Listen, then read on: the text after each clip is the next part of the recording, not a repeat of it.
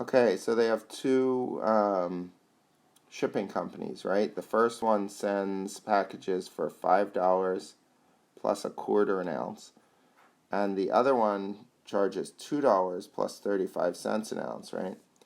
And then the person noticed that the package would have the same cost, so what they're saying is they're equal. So the first one is $5 plus, 0.25 times the number of ounces, right?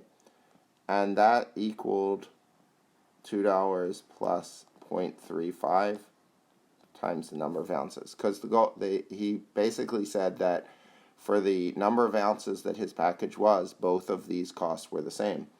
So let's now solve this equation. So we subtract 0.25x, right? Subtract 0.25x. And we get 5 equals 2 plus 0.1x, right? 0.35 minus 0.25 is 0.10 or 0.1. Now we subtract 2, and we get 3 equals 0.1x, and we divide by 0.1. 0.1 goes into 3 30 times.